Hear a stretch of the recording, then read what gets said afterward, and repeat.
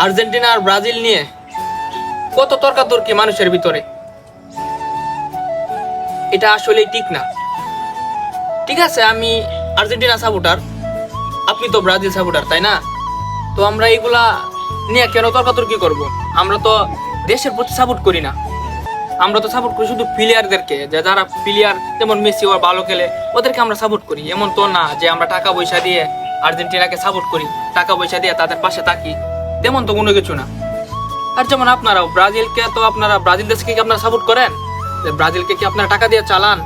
এরকম কোনো কিছুই না।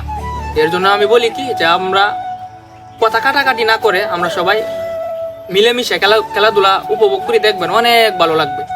আর এগুলা নিয়ে কথা কাটাকাটি না করাটাই ভালো।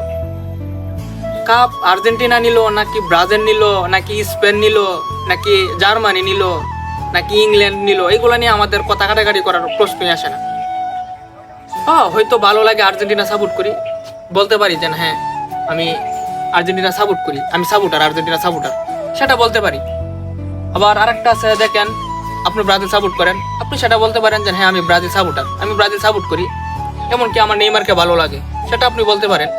কিন্তু এর জন্য কথা কাটাকাটি করা যাবে না। আশা করি কথাটি বুঝতে পারছেন। ধন্যবাদ।